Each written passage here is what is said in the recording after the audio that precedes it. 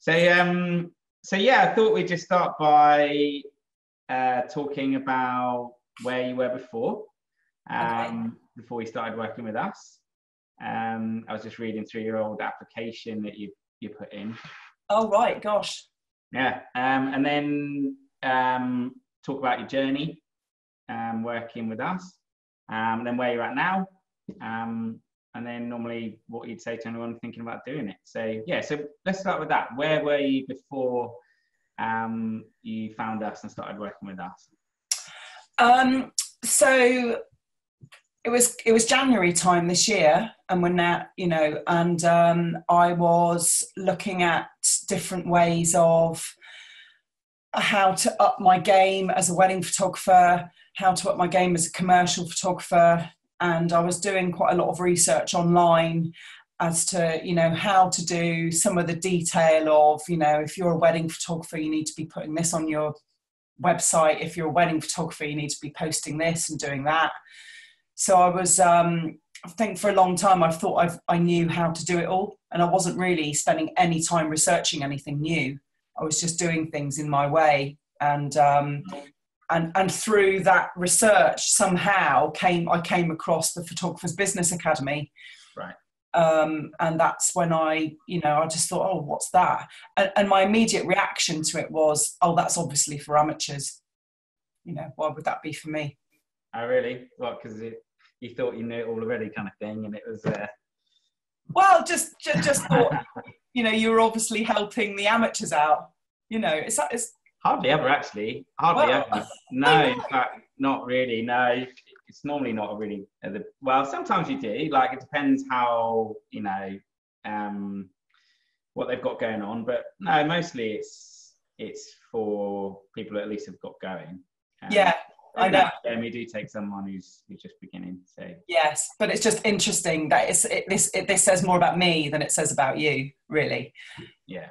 And it's like me being in my, this is how I do things. And so, so I looked at it, and you invited, there was an invitation to come on your webinar, and I went on it. And the one thing that stood out, which, I had to stop myself from bursting into tears, was, and I'm sure this is total classic for you in terms of, what your pain points of the people that you're targeting are, and it's about marketing. And this is what I've learned now. I'm learning about the pain points of my clients and all that sort of stuff. So, so the one thing you said was, the classic mistake that all photographers make is they photograph everything, and what ends up happening is they end up scrabbling around on the floor for the scraps. Boom. Literally, it was just in kind of my kind of, it was just it just went in quite deep, and, and it stayed with me, It had that, and I just thought, that's me. I just kind of wanted to just going to go help me now. But, I didn't really know how to do it any other way. I've just done it the way that I've done it. And, we see that a lot with photographers. The reason they do that is because they feel they have to, because they're not getting enough work generally, because they're normally not marketing themselves properly. And that means anything that comes along, they have to take. Yes. Because if they don't, can't just turn it down because, I want to be focused on this. But if you don't have the tools and systems in place to actually grow those other areas, then you just end up in this bottom feeding kind of scenario where you just literally take anything. Yeah. And it's difficult to kind of realise that, and so obviously I think, again, because you're very good at marketing, I got lots of emails from you, and I was just like, oh God, it's just keep on bloody emailing me. I'm pissed. Yeah, but I just, free strategy call for an hour. See, the way we think of it is, as I'm sure you know now, having worked with us, like, we generally do want to help people. I know, yes. And so a lot of the time, it almost feels like we're saving people from themselves. We have to keep, nagging people, because people often have all the wrong reasons in their head not to want to get some help. like I hear all the time, well, I need to try and get some clients first before I think I'm ready to get some help. And you just think, oh, it's the wrong way around. That's totally the wrong way around, yeah. Or,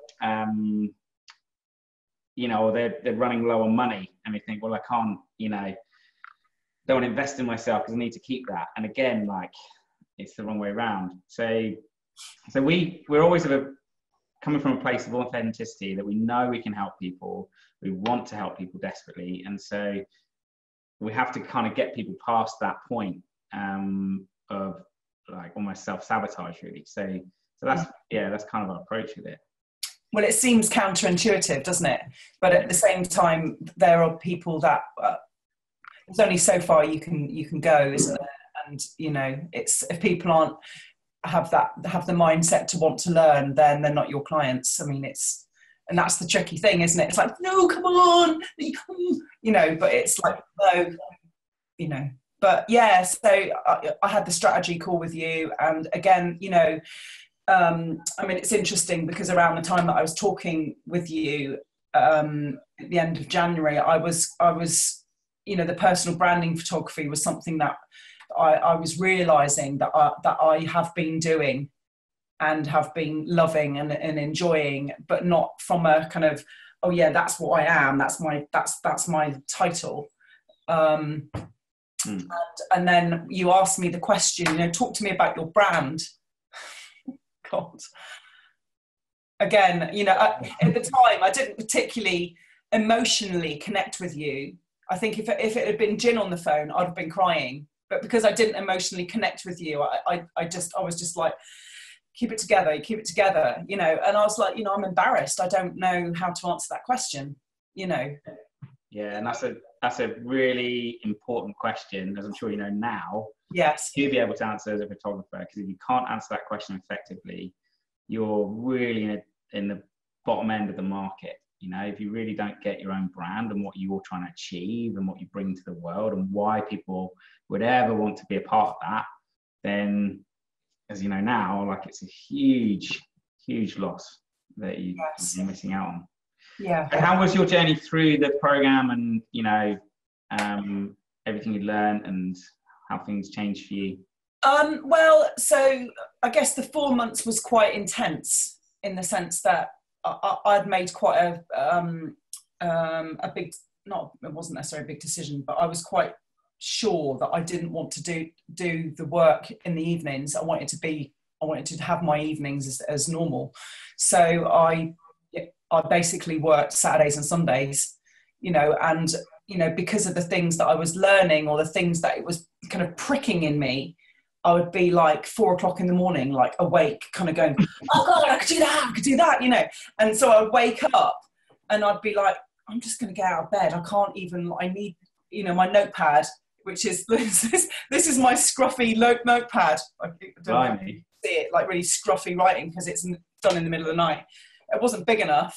I was just having ideas and being pricked, or, you know, my ideas were just, you know, being pricked a lot. So, so, you know, I loved my Sundays. My Sundays, I was getting up at, you know, whatever time I woke up and coming in here and doing the exercises. And I think the one thing that I was really surprised about was the depth and the emotional content of some of the exercises.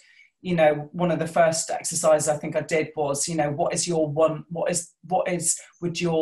kind of almost not the best day of your life, but what would your best day look like going forward in your life? And that was just quite an overwhelming thing to me to even think about. And I had to leave it for a couple of days before because I thought, oh, you know, tropical island, you know, looking all trendy, you know, being all gorgeous. But it wasn't. For me, it was a Christmas day, and it was like, it was really emotional to kind of, I almost feel it now.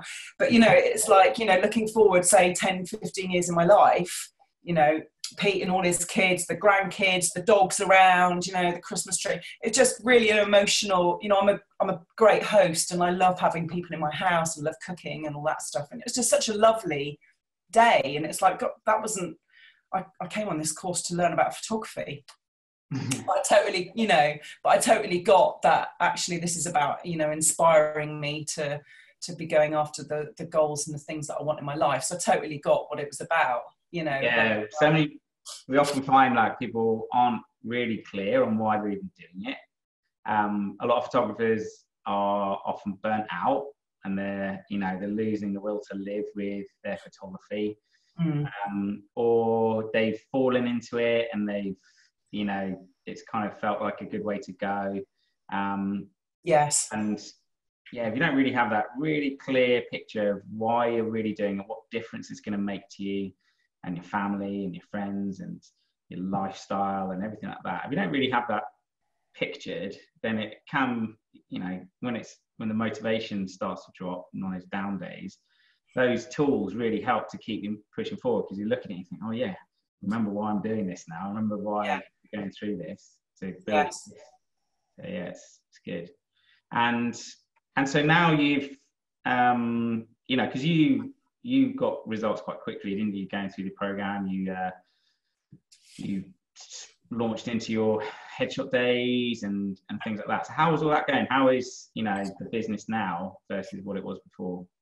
Well, it's just kind of gone boom, really. And I mean, I did my first headshot day actually in January, which was kind of actually before I got into the program, and so, as a personal brand photographer, for me, it's about creating a collection of images which represents like every area of your life, of your business, and obviously, there'll be a number of entrepreneurs that have got, budgets and things what they want to spend, and they can see the value of it. And then there's other people that kind of need a little bit more of an entry level, affordable way to use professional photographer, basically. And so, my headshot days kind of started in January, and I think my first one, I had 2 people here in my house.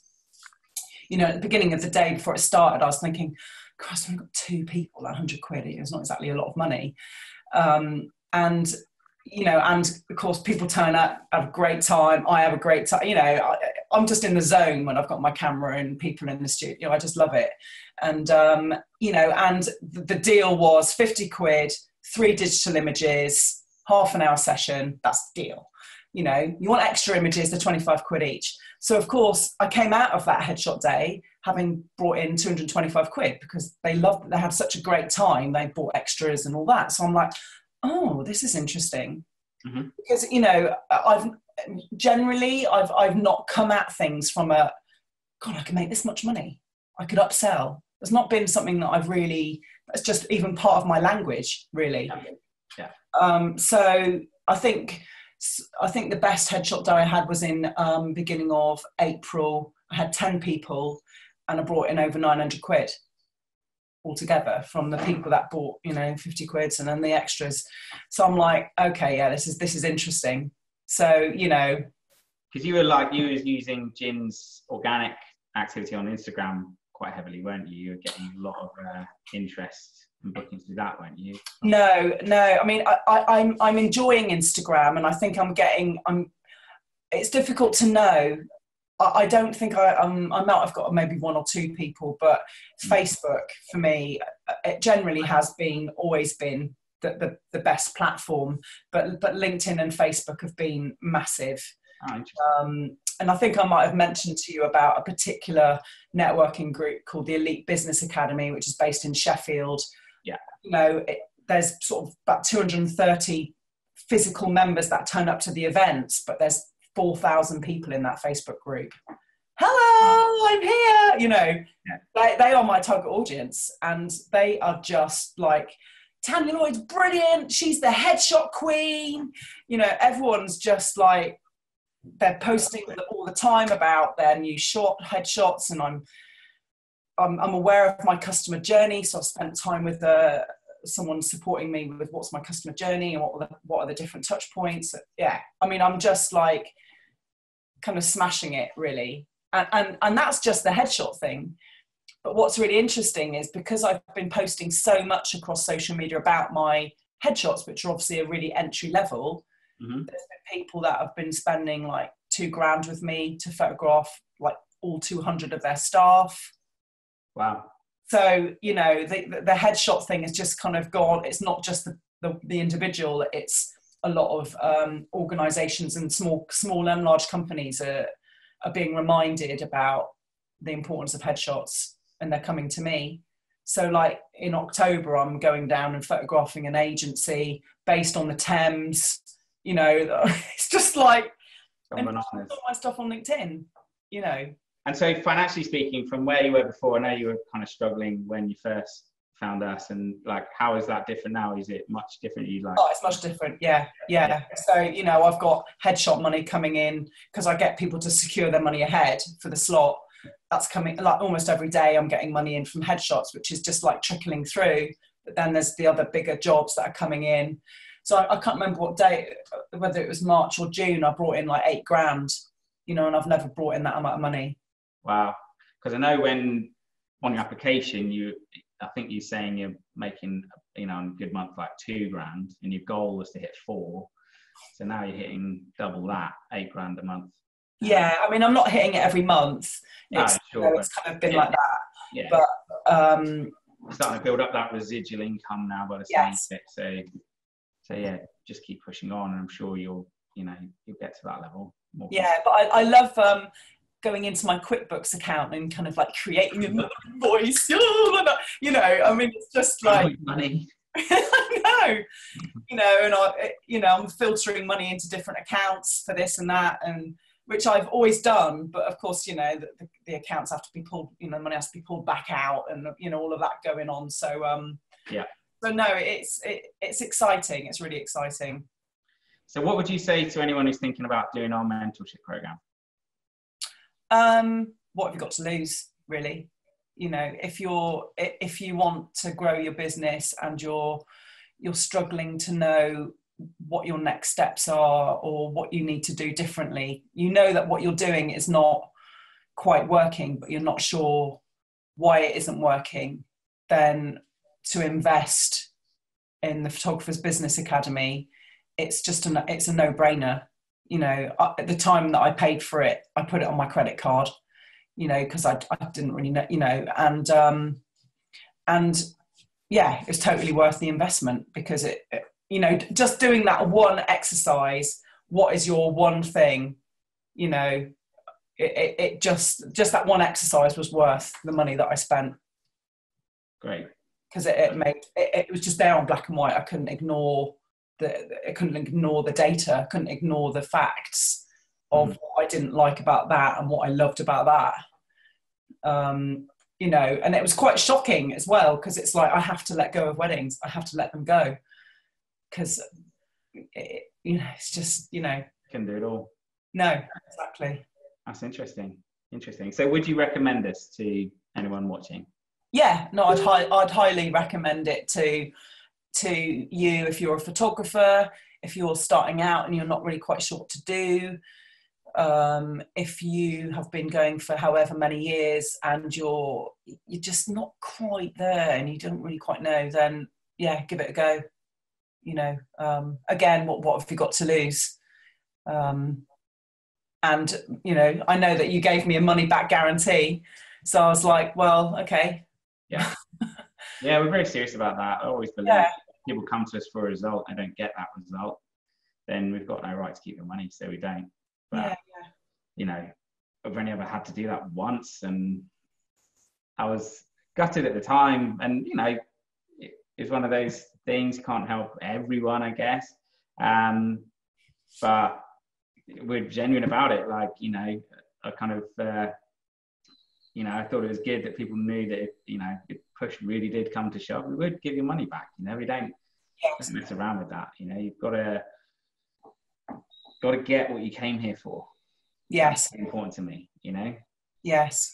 And I found working with Gin really valuable. You know, I loved sort of having her on the other end of Instagram and, you know, just asking her random questions. And, you know, in the time that we spent doing the branding, I mean, I'm still having without going into a big thing, still having slight issues about my website at the moment because of the people that made it. But hey ho, that's fine. But you know, at some point, I'm looking forward to going back into your content and going, right, okay, I'm going to do a new website and I'm going to start fresh. Yeah. And do it in the way that you will teach me to do it, you know. So yeah, I mean, if you are having a lot of aggro with your website, don't hold back. You know, it can do it quite quickly. So yeah, by all means, get stuck into the training again and get that done. Yes. Yeah, great. All right, well, thanks very much. Really appreciate it. I'm sure anyone watching will appreciate the insight as well, just in a really raw, authentic way, straight from the horse's mouth, so to speak. So yeah, thanks very much.